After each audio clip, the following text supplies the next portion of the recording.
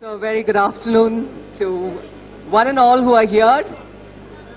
It's been an awesome experience just sitting for some time here and listening to Raki and her company regarding their experiences.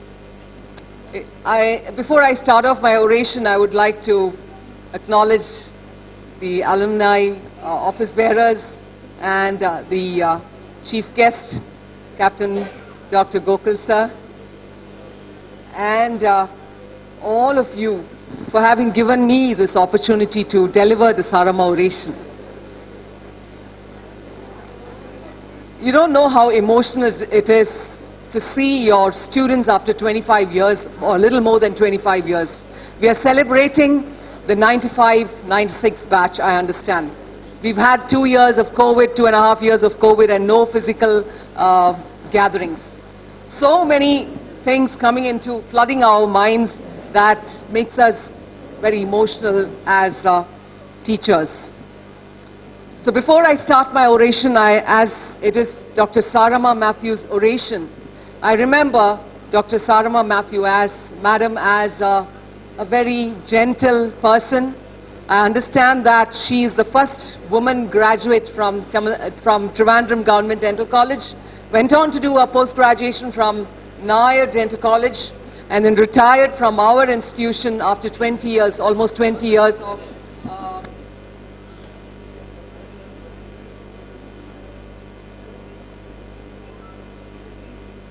Can you hear me? Yeah? Almost 20 years of her teaching experience in our institution, and then she has even, her association with our institution must have been so good that she has inspired her future generation to take on dentistry in our institution, and that is about Dr. Sarama ma'am. So it is a privilege to deliver this oration in her name. And yes, we are celebrating the 95-96 batch. I don't have all the names out here. I got this list from Dr. Maya. And from this list itself, I understand what luminaries you guys are. There are people as Raki said, there are people abroad. There are people here who are heads of departments, And this batch is so close to me because, sir, Dr. Gokul sir, 95 was the year when I joined this institution after my post-graduation. So, I'm a little senior to you, but we seem to have traveled the years together till now. And thank God that we are here together, hale and hearty, celebrating each other, and it is a privilege to deliver this oration. So I applaud every luminary who's sitting here and all those who are not here from the batch of 95-96. I just want to go through my journey, because when I go through my journey, I think I will take you guys through your journey. I come from Goa after doing some schooling, my college and my undergraduation. And at the age of 24, when you're in that marriageable age, Goa, as you can see in this picture, so colorful, sun and sand and beach and wine.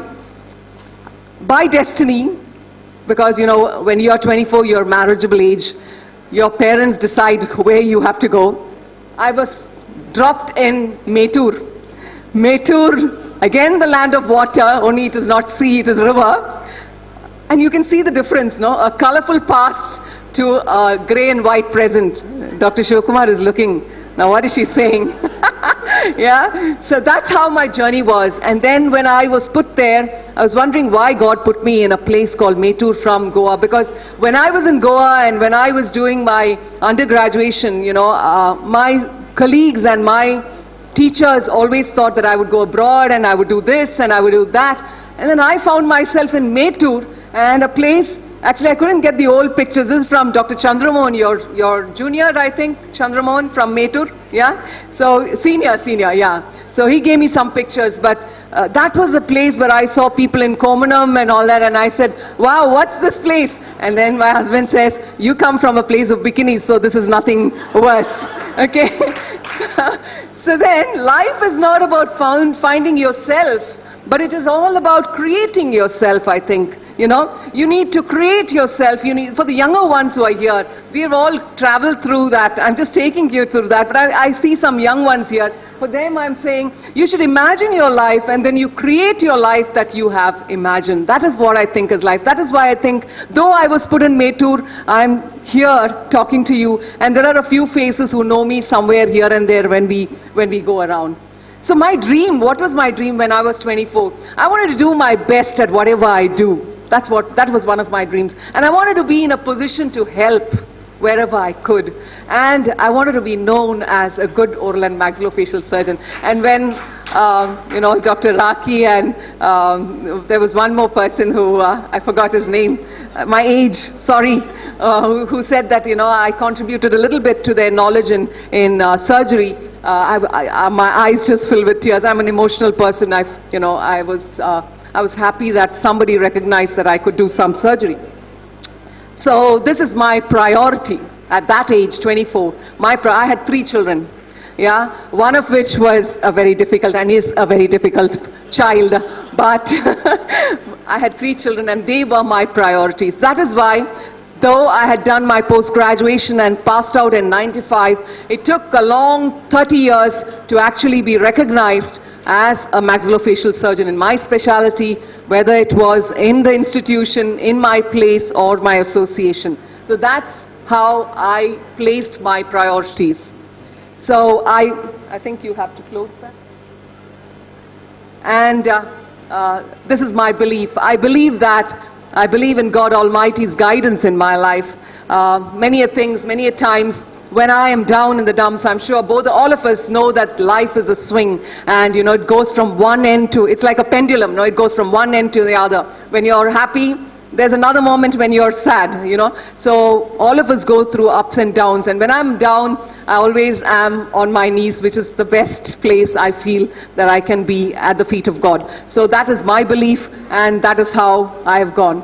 So this is our clinic, where you can see that always my better half is surrounded by people, you know, always surrounded by people, and having a lot of help for him, because I guess it's because he is used to that kind of fasting. And I'm always a loner, working alone.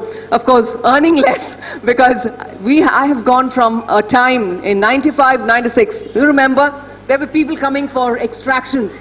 And I used to be so happy doing extractions, you know, because I could do that better than him. So it satisfied my ego.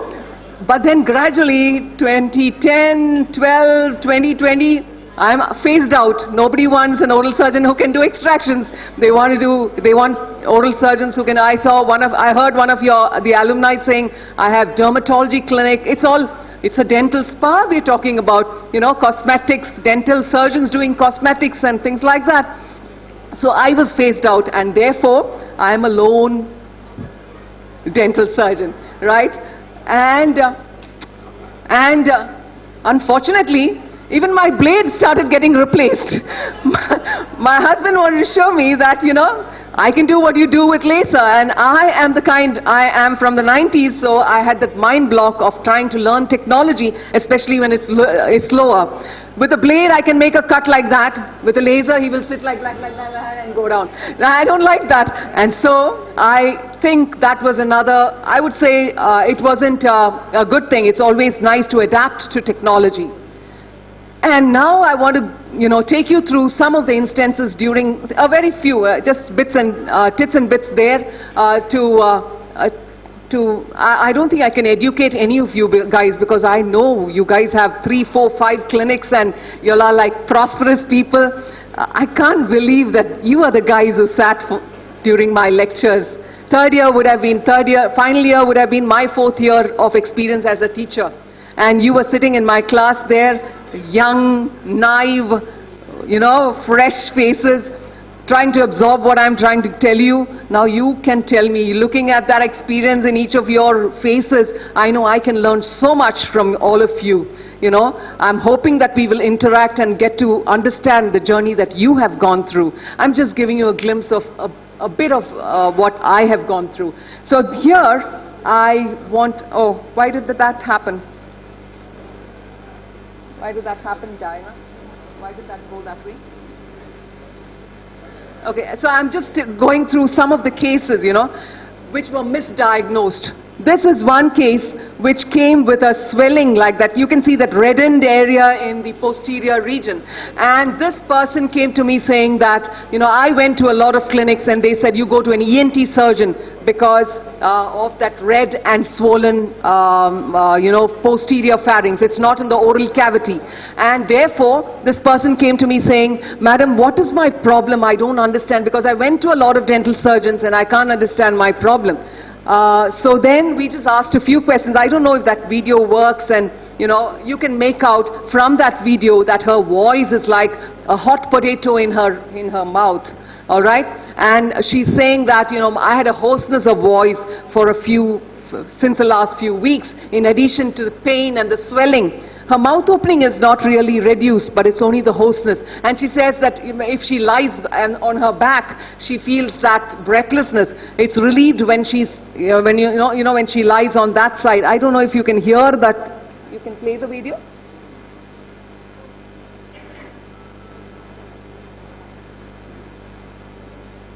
No, I don't think you can hear it. Okay, never mind. It's okay. So basically that's why I wanted to, no, the video is, I'm wondering, I have another very interesting video. I hope the audio can be heard.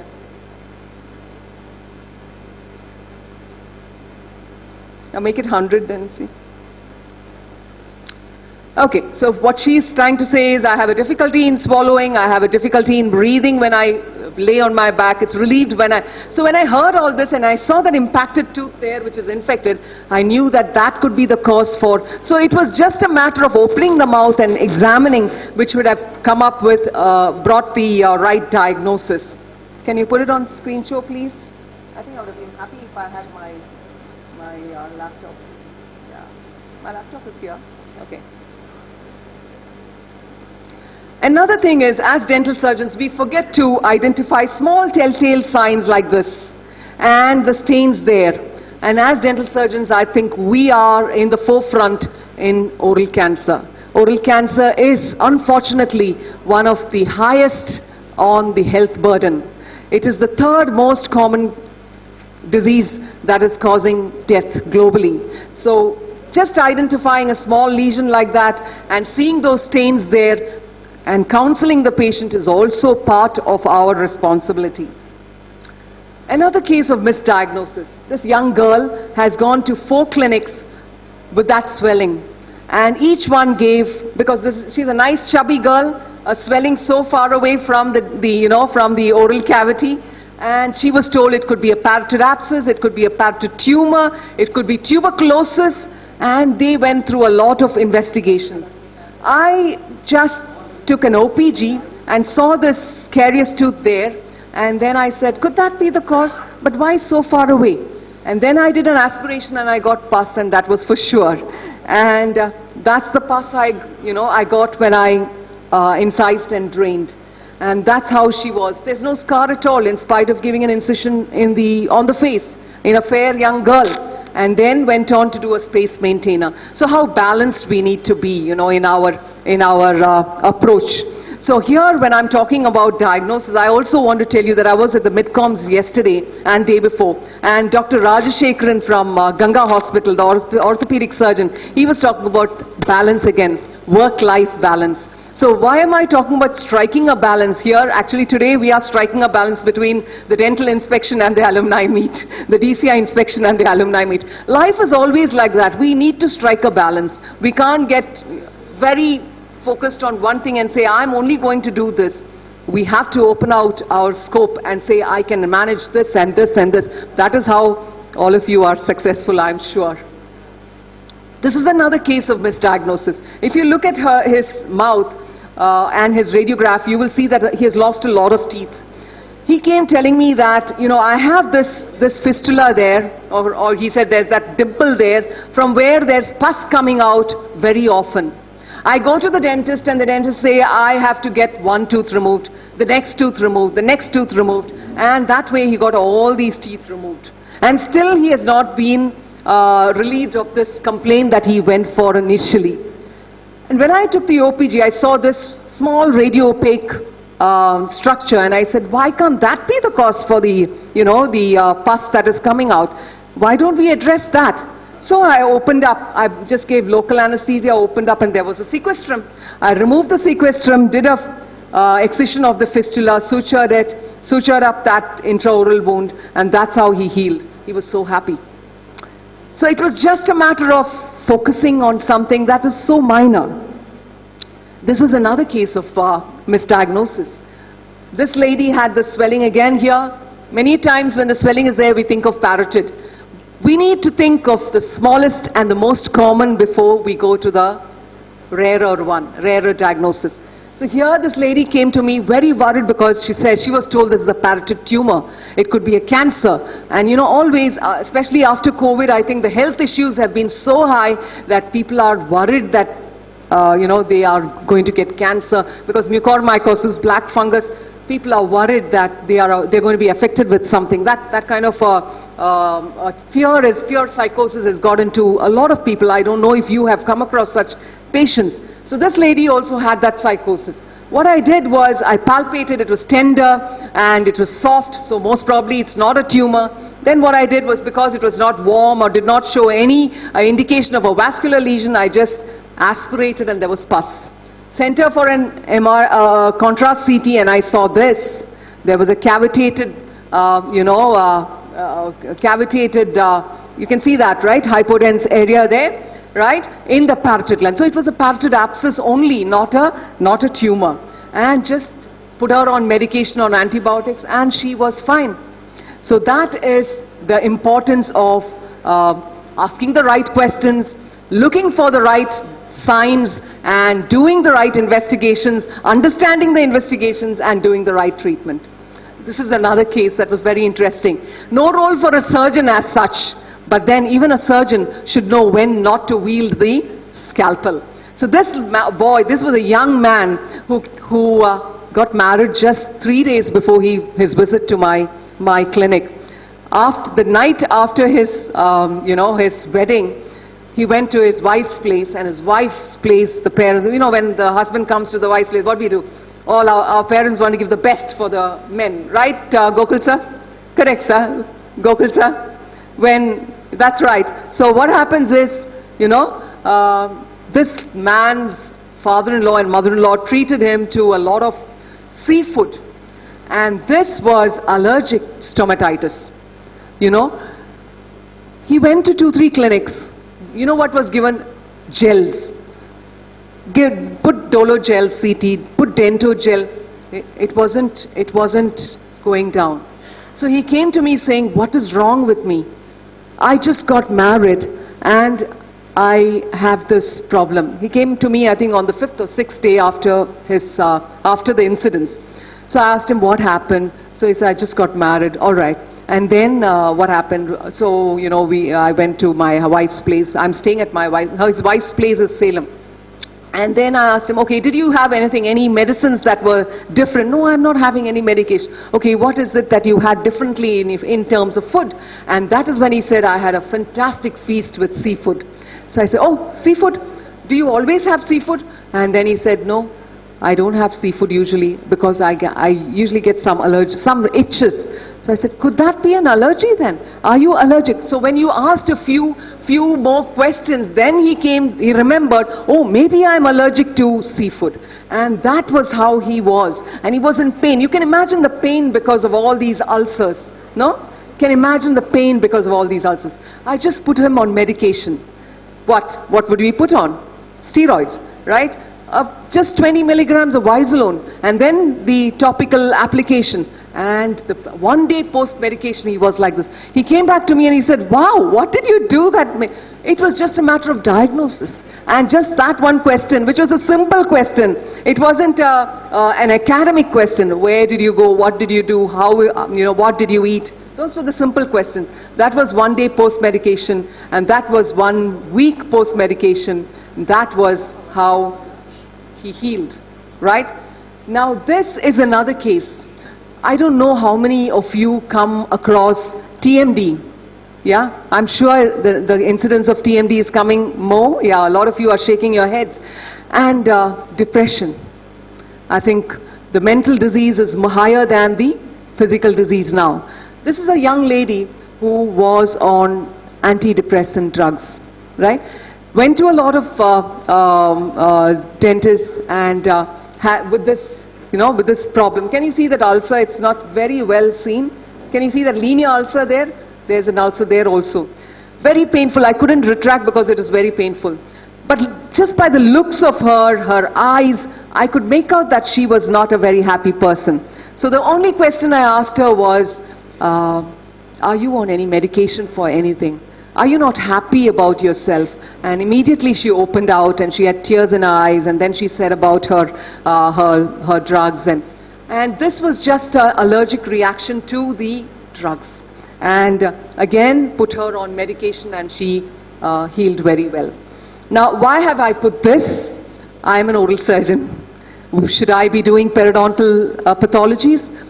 If I say that I will not, yes, we do have specialists coming and doing, but sometimes you may not get them because they may be busy with their own work. So you should be, equipped enough to understand that you can also do something like that. So this was a case where there was a furcation involvement, and me being an oral surgeon, I could take a symphyseal graft with a bone drill, and then pack it there, and that was the result of the furcation involvement 1 year post-op with a good bone formation. So just because we specialize does not mean that I will be only this.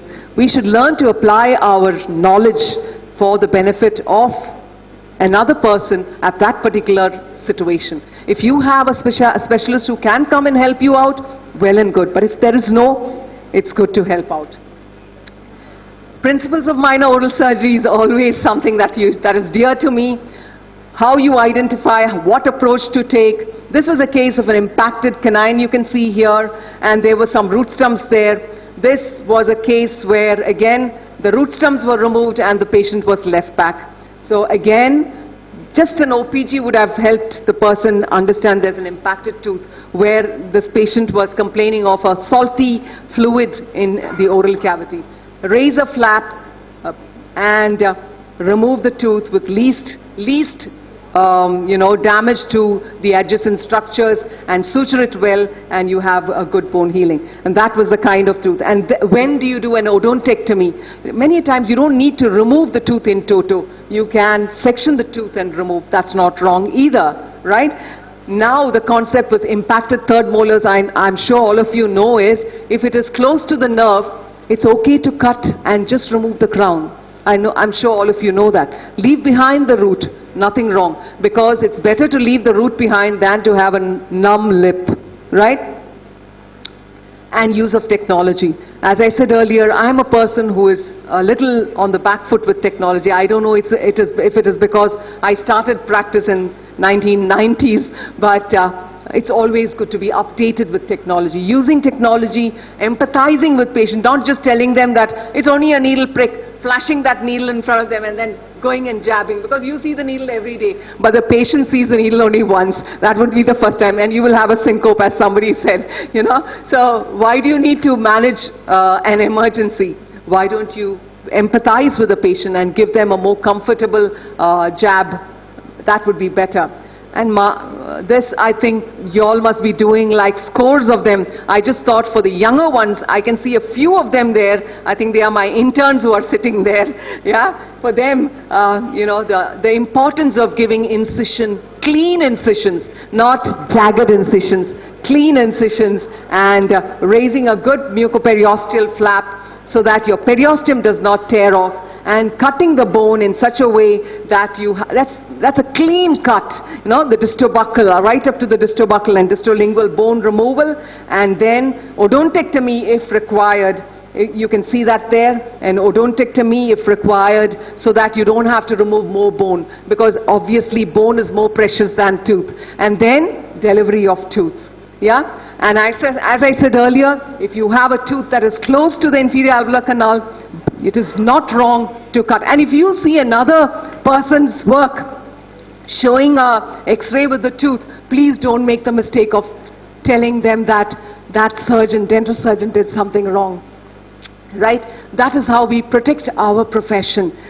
Let us not remove the soil under another person's no water, no problem.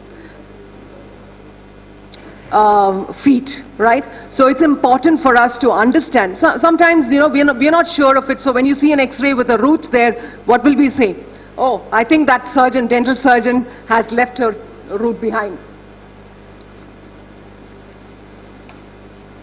Thank you. So that's very important for us to understand.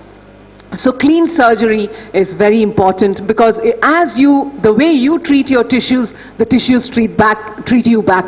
And I'm sure all of you are successful surgeons, dental surgeons, because of the way you treat your patients, your co-employees, which are also very important. So that's how we strike a balance, right?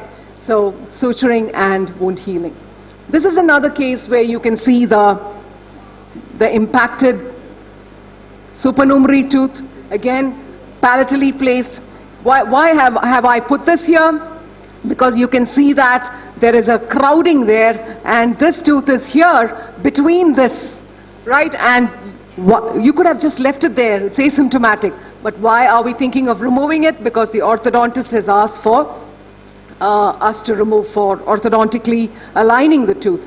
And therefore, the raising of the flap so that you get good visibility and accessibility, approaching the the supernumerary tooth, removing minimal bone so that you don't destroy the adjacent tooth and bone, and removing with the right instruments, and see the bone that is removed. Very minimal, not destroying the adjacent tooth. Very important.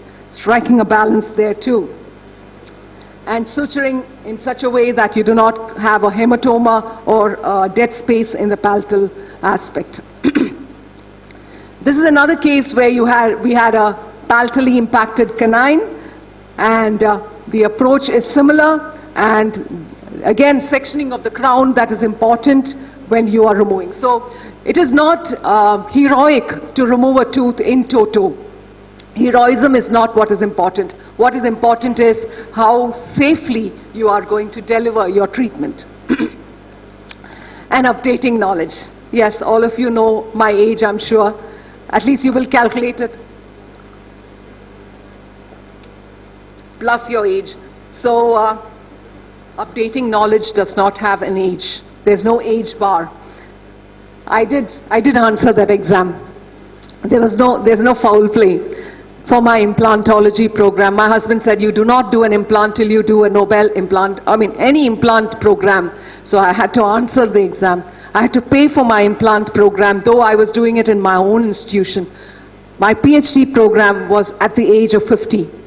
My VMS was an exam oriented. So what I'm saying is there's no age for doing your education. When I listened to Dr. Rajshekharan yesterday, orthopedic surgeon from Ganga Hospital, what he told us was, during his chief guest address, was that his father at 79 got his PhD, and he was the oldest PhD, the oldest person to get a PhD at that age in the university. Ganga Hospital chairperson, Raja Sabapati sir's and Dr. Rajshekharan sir's father. So I think age is no bar to update your skill or increase your knowledge. And that is why today I can confidently place an implant in my clinic. And implantology, I realized, is not only for, from a surgeon's perspective, but also from a prosthodontist's perspective. So I had to understand occlusion. I had to understand what are all these what is this jig and what is, all that. And for a person who has a mind block on technology, okay? So what I'm saying is, if I can do it, all of you have done it, and all those who haven't done it will do it also, right? And that's how we have got the occlusion, the implant supported prosthesis in place. So understanding the prosthetic space that is needed, and understanding when the prosthetic space is not sufficient, and therefore advising an endodontic treatment for the opposing tooth because you need to speak about all this initially itself to the patient. You can't see it and then say, okay, I will put an implant, and then after you put the implant, say, oh, there is no prosthetic space, I have to do an endodont. Then the patient is going to get wild with you. So we need to pre-plan before we actually deliver the treatment. So that's the implant in place, endodontically treated lower tooth and crowns in place. Patient very happy. Another patient who was very, very, very scared to get an implant in place, but got the implant done. And then she says, now nobody can recognize that I have an implant-supported process. I know that Bentley and all are doing a lot of implants, and he must be laughing at my work, but Bentley, at 50, I've started this work, right? So another case where an oral surgeon would say, why don't we remove the 8 and 7 and then put the implant, But then here again, I thought I could place an implant, and though there's an inclined 7, right? So the patient was rehabilitated in that way. Now all these principles of minor oral surgery that we do in our dental clinic was the basis for me to do major surgery like this. Now, when I put the slide here, at 1995, when you had entered into your undergraduation program, I had just passed out from Tamil Nadu Government Dental College. And I tell you, I would never have thought that I would be able to do this and show you after 25 or 27 years that I can do something like this. Okay? So it's just that one needs to believe that and dream that one can do something. This was a case of a CA where we did a radical neck dissection, did a PMMC flap, reconstructed, and the patient is doing well. Right? I have had my failures too, but the most important thing is believing. I can do. It is not because of my training. Tamil Nadu Government Dental College is a government institution, but I tell you today, I think maybe the number of patients may be less, but the teachers in Vinayaka Mission Shankaracharya Dental College are a dedicated lot. I don't want to say more dedicated because it will not be politically right, but I must say they are a dedicated lot and would love to teach whatever they know from their heart. So this was possible only because I could believe in myself and keep saying I can do, because I've not been trained in oncology. I've not been trained, not gone abroad and got my training, right? I was put in Metur, got attached to Vinayak Mission Shankaracharya Dental College. Today my DCI inspector asked me, how long have you been here? I said, sir, I'm married to this institution. And then my husband says, oh, she's my wife. Oh, why didn't you tell that earlier? My husband never says that. So, so that's the thing. Despite that, no, I'm not from a big place. I'm from a very small place. But I believe that I can do. Why? And why? Why? I used to ask my God, and why do you bring these oral cancer patients in front of me? Why do you? When I see that suffering of that patient, I'm like, I'm throttled forward to wanting to help, because that was what my dream was. I wanted to be in a position to help, So that is what drove me to do what I'm doing now. And if I'm recognized by Moni Abraham Kuriakos, I met him yesterday.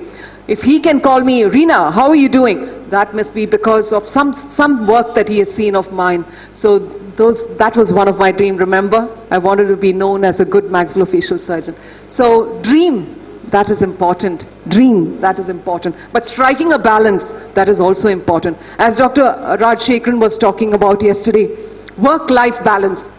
He put 2 videos. He put a video, the usual YouTube videos of a Friday night when the penguins are jumping all around, showing that, I'm going to have a weekend next. And then the Monday morning when the white bear is like crawling and, oh my God, Monday, So he was saying, is this what is work? Does work have to be so bad? No. And what he said was, any successful person has one thing in common, whether it's Sachin Tendulkar or, Bill Gates or Steve Jobs, there's one thing in common. They have a passion. They have a passion for their work. And that is what makes them all successful. We can't have all fun and believe that we can be successful. I don't think that's possible. That would be like, Imagine all of us only being on the beach and having fun and going to the disco, and who's going to do the work? Right? Who's going to bring up the children? No? Who's going to get all the things in order? Yeah? And who's going to give us the money to have that fun? So work is not all dead. And he was saying, you know, my father at 79 can do PhD, then what about you young guys? And I thought that was huge. No? And then he said, the young ones of these days say, YOLO, you only live once. He says, you live every day, you die only once. I thought that was great. You know, I thought that was great. Yeah, so life is not a problem to be solved. Life is not a problem to be solved, but a reality to be experienced. And that's my family, my son-in-law, along with the previous pictures that I showed you. So now my dream refocused. You remember my dream earlier? My dream refocused is to be a source of help and motivation to all who need it, and hopefully to impact globally. That's what my dream is. So true abundance isn't based on your net worth, it is based on your self-worth. That's what is true abundance. And so, trying to strike a balance from my side, it is my family and I'm so happy with that. And Nikhil, who put this for me, okay, I just hope you can hear this. Doctor, can you please, even in the other video if you couldn't hear, because this is dedicated to me by my OMFS alumni. And Nikhil is the one who put it on the Facebook.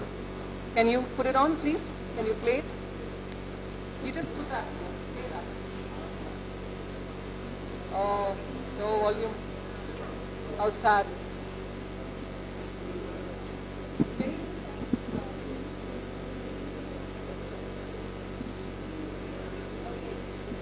Very sad. This was the best part of my inspiration. It's just, I know, have you seen that? You identify with me? Oh, you do?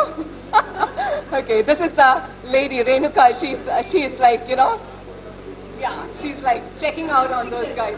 Those guys asked, what have you seen in that, you know, what was done, what surgery was done for that patient? And that guy is saying, madam, you can see the look on his face, no? Madam, some nodes were done, one incision was made, one nodes were done and all that. And she said, is this the way you answer? Is this the way you answer? So that was how I was in 95, but I have mellowed down with age. And today I'm here with you, a much mellowed teacher, learning from my mistakes, learning a lot in the journey and coming forward. Unfortunately, you can't hear this video. I was just hoping that you can see that, you know, at least those expressions, you know. Yeah. So you can even see the expressions on the other faculty's faces. Okay. So that's how they identify. So I want to tell you that you need to live as if you will die tomorrow. But learn as if you will live forever. That is my, thank you so much. Thank you.